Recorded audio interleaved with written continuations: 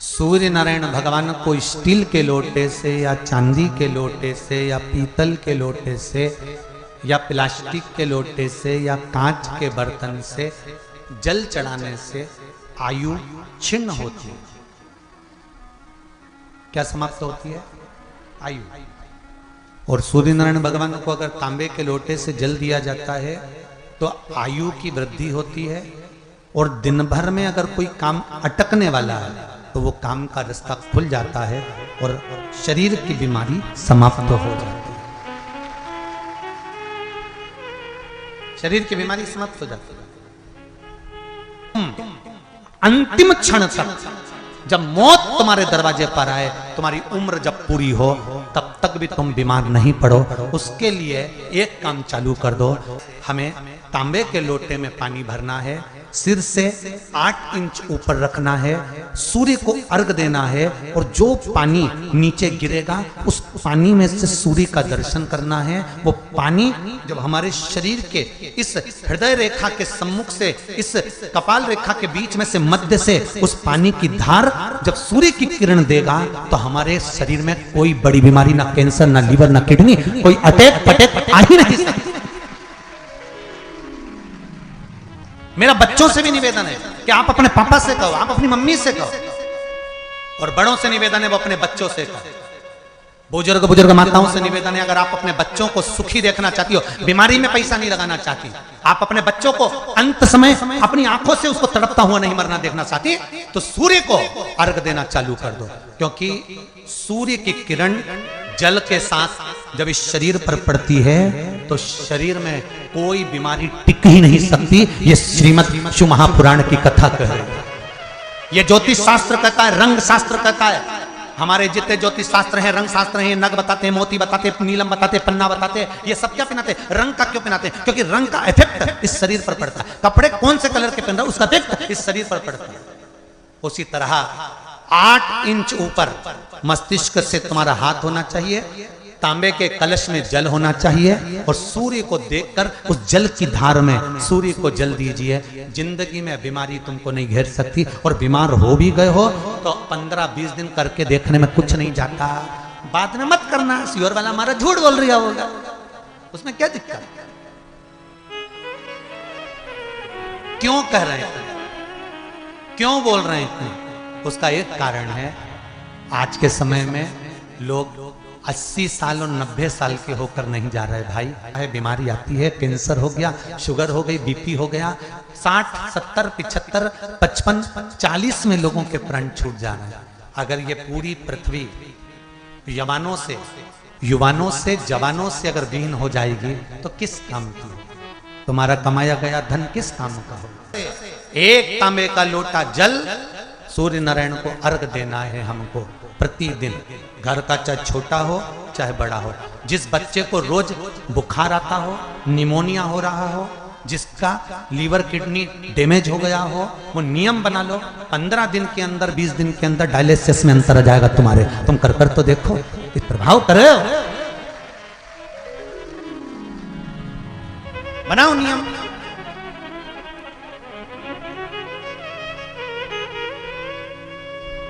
जिस नारी को रजोधर्म से जुड़ी हुई या गर्भाशय से जुड़ी हुई कोई बीमारी हो गई हो, वो नारी भी सूर्य को जब अर्घ दे तो उस जल को बिल्कुल स्लो एकदम धीरे धीरे गिरा, एकदम धीमा धीमा, जल्दी जल्दी पानी उंडेल के मत आना। सूर्य देवता को अर्घ देना। हो सकता है तुम लोग इसलिए भी नहीं दो कि लोग हंसेंगे, शर्म करेंगे, तो दुनिया हंसे, जब हॉस्पिटल में पड़े रहोगे तब नहीं हंसेंगे कि कमा के मर गया, ले यहीं छोड़ दिया। जब भी तो लोग हंसेंगे। तो उससे अच्छा है दुनिया आग लगे बस्ती में, अरे अच्छे से बोलो जरा, आग लगे बस्ती में, अपन रहो मस्ती में। और एक निवेदन हो रहे, जो ये बात कही है इसकी क्लिपिंग आप काट लेना और सारे के व्हाट्सएप पे भेज देना। लोटा तांबे का जल सूर्य नारायण को देना है इस शरीर के लिए, क्योंकि हमने परिवार के लिए बहुत करा, अब अपने लिए करना है। कोई पैसा लग रहा है? अरे बोलते जाओ। सियोर वाले महाराज ने तुमसे धन मांगा? नहीं। पैसा मांगा? नहीं। इसमें तुम्हारे अगर प्राण बचेंगे तो सियोर वाले महाराज का कोई भला होगा? नहीं, भला किसका होगा? तुम्हारी पत्नी का सौभाग्य अमर होगा, तुम्हारे बच्चों का पिता उनके सामने होगा और माँ उसके सामने होगी। तुम्हारे लिए कर लो, या हमारे को कुछ नहीं चाहिए, तुम तो तुम्हारे लिए करो।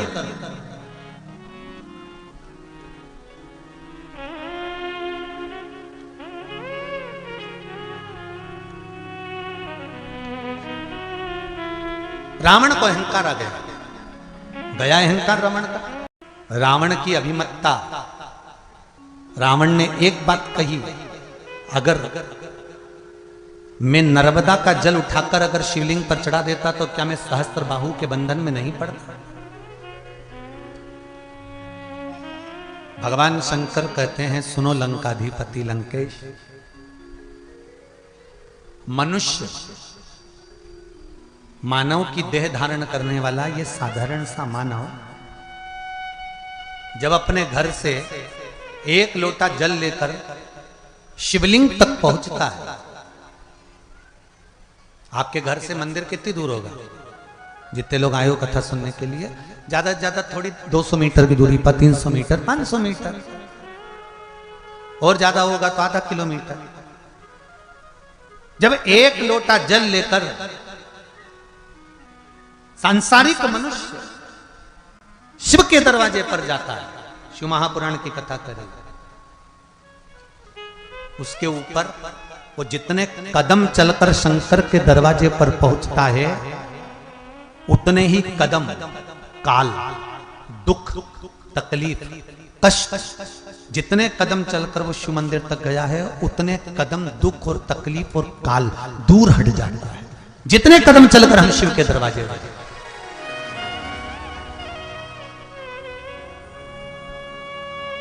अच्छा, एक प्रश्न और अड़ता है, एक प्रश्न और खड़ा हो जाता है कि रावण का शंकर जी का शिवलिंग पानी में बहाया किसने? जम के बोलो जरा, किसने बहाया था? शास्त्रबाहु ने। तो उसको कोई दोष नहीं लगा क्या? उसको तकलीफ नहीं आई? ये भी कथा है शिव महापुराण में। पर शिव महापुराण की उमा संहिता कथी है, जब सबके साथ बैठकर आप शिव जी के मंत्र का उच्चारण करते हो,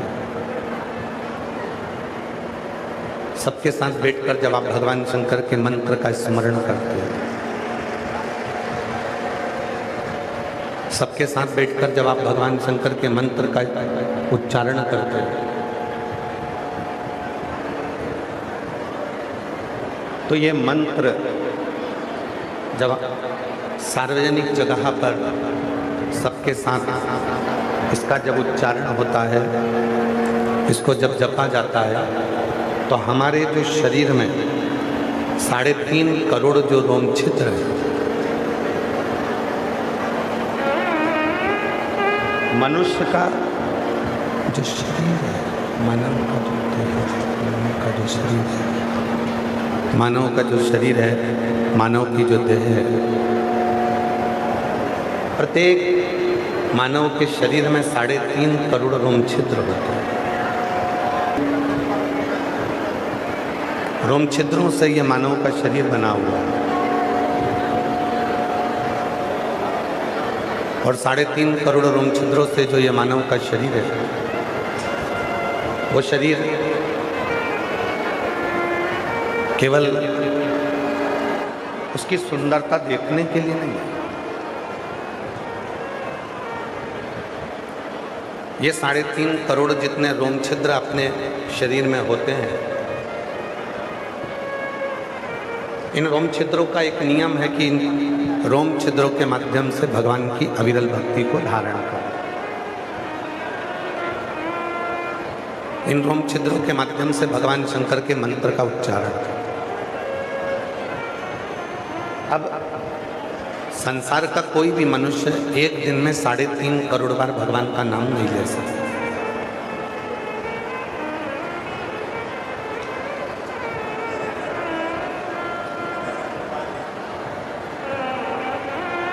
संसार का कोई भी मनुष्य होगा, वो एक दिन में 3.5 करोड़ बार मंत्र का उच्चारण नहीं करता है।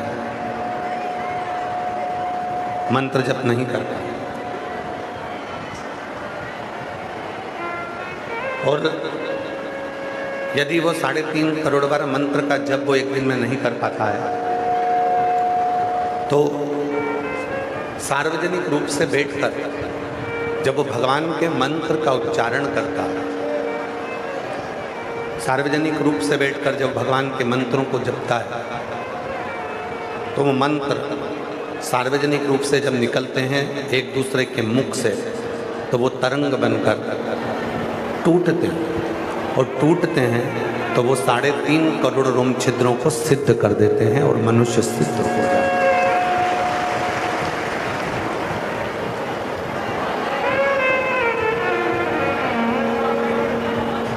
3.5 करोड़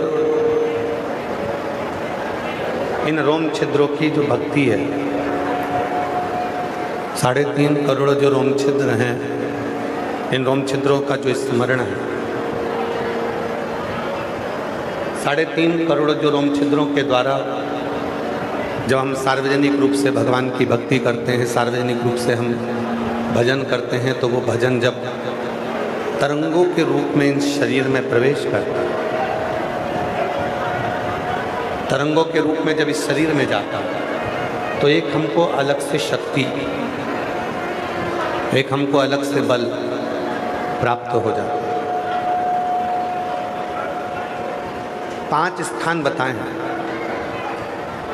जहाँ पर जाने पर, पहुँचने पर ये हमारे शरीर के 3.5 करोड़ रोम छिद्र शुद्ध हो जाते हैं और भगवान की अविरल भक्ति में डूब जाते हैं। वो 5 स्थान कौन से हैं? 3.5 करोड़ रोम छिद्रों को सिद्ध करने के लिए, शुद्ध करने के लिए, भक्ति करने के लिए वो 5 स्थान बताए। पहले नंबर पर है अपने माता की गोद, अपनी माता के चरणारविंद, अपने माता की नजदीकता। दूसरे नंबर पर है अपने पिता की गोद, पिता के चरणों की नजदीकता। इन 3.5 करोड़ रोम छिद्रों को कितना सुंदर कहा गया शिव पुराण के उमा संहिता में कि 3.5 करोड़ बार यदि आप मंत्र का जप रोज नहीं कर पाते हो, तब अपने माता पिता के पास बैठकर यदि एक बार भी श्री शिवाय नमस्तुभ्यम बोलते हो, ओम नमः शिवाय बोलते हो, नमः शिवाय बोलते हो, राम नाम बोलते हो, कृष्ण नाम बोलते हो, तो वो 3.5 करोड़ रोम छिद्रों को तृप्त कर देते हैं।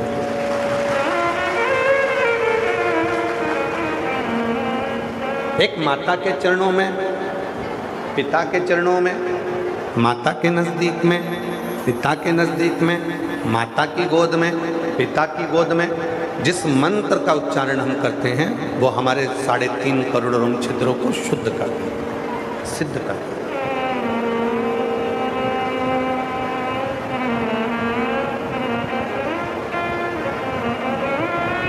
वो ऐसे रोम छिद्र है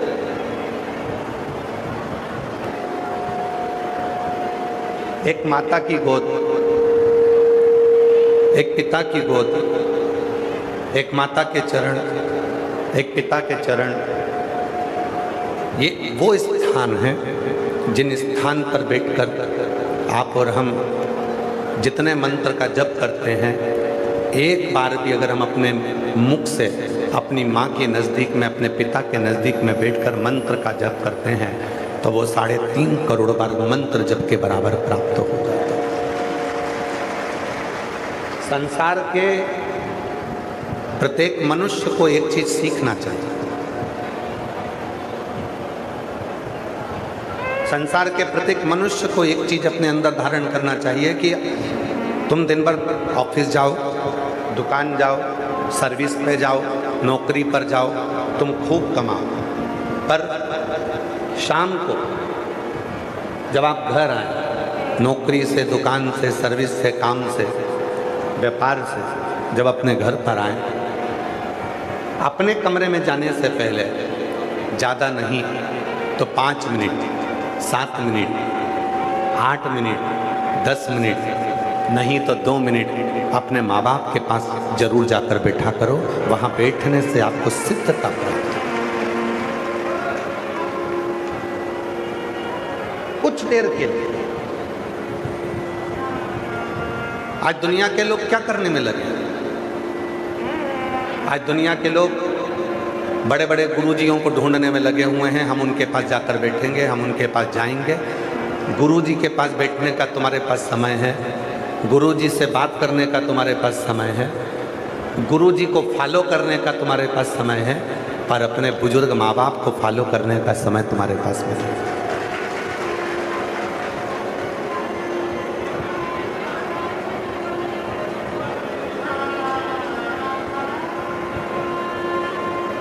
आप सब बैठे हुए हो।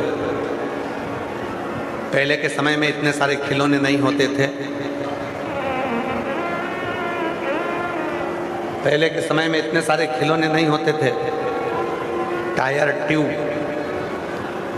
गाड़ी का जो साइकिल का टायर है, साइकिल का जो ट्यूब है, गाड़ी का जो टायर है, गाड़ी का जो ट्यूब है, उससे डंडी से मार मार कर उससे खेला करते थे।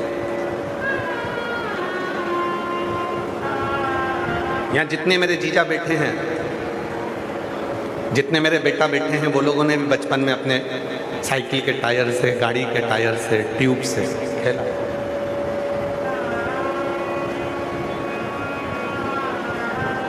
पहले लोग साइकिल के टायर ट्यूब से खेलते थे और आज का व्यक्ति यूट्यूब से खेलता है।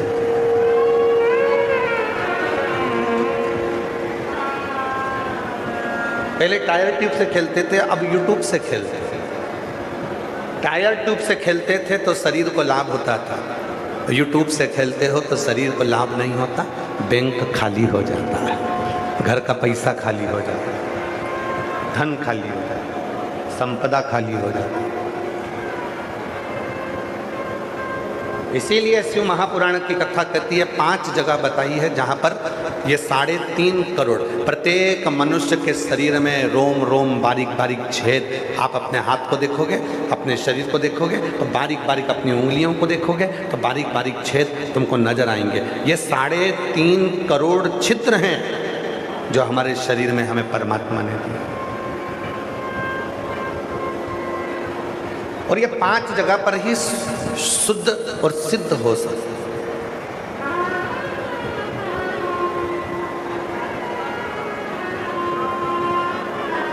ये 5 जगह पर शुद्ध भी होते हैं और सिद्ध भी होते हैं। एक अपनी माता के पास में 5 मिनट 10 मिनट कितना भी काम हो, काम कर कर आओ, नौकरी कर कर आओ। अपने बच्चों को मना नहीं है, मिलो। अगर आज आप अपने बच्चों को कुछ प्रेरणा देना चाहते हो तो वो सबसे बड़ी प्रेरणा देना, आप अगर अपने माँ बाप के पास बैठोगे तो एक दिन ऐसा आएगा कि आपकी औलाद भी आपके पास में आकर बैठेगी, वरना वो बैठने वाली नहीं। 5 स्थान में 2 स्थान, एक माता और एक पिता, जिनके नजदीक में बैठने पर भी ये 3.5 करोड़ रोम छिद्र शुद्ध और सिद्ध हो जाए। तीसरे नंबर पर जिसको आप दिल से मानते हो, जिसको आप दिल से भजते हो, जिसको आप दिल से, हृदय से, चित्त से, जिसको आप सम्मान देते हो, आदर देते हो, सत्कार देते हो, अगर उसके पास बैठकर भी आप मंत्र का स्मरण करते हो तो वो आपको सुख देता है। जैसे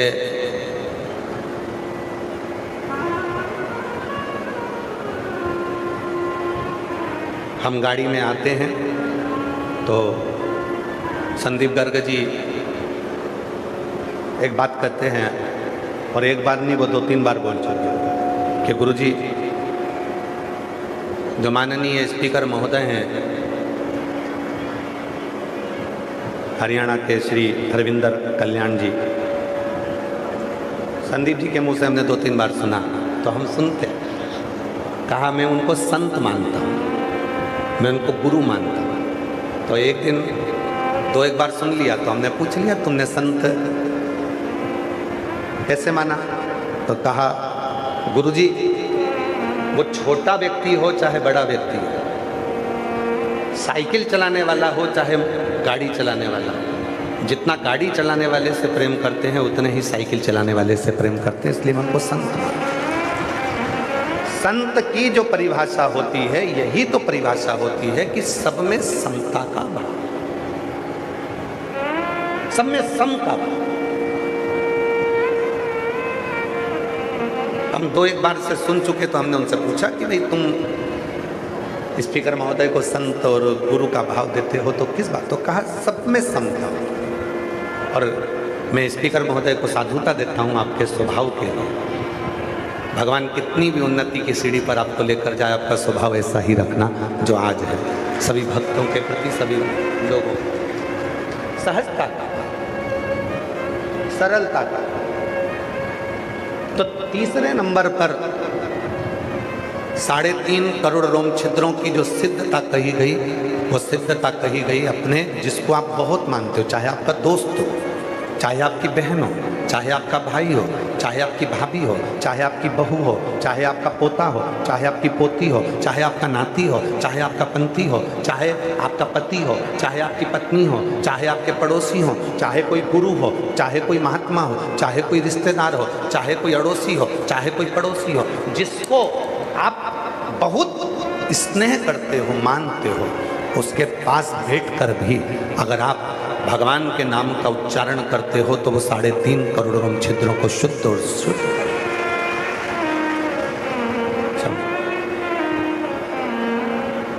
3.5 करोड़ रोम छिद्रों को भी शुद्ध और सिद्ध कर देता है। 3.5 करोड़। चौथे नंबर पर आया गुरु के पास बैठना। और गुरु कौन? गुरु की परिभाषा क्या है?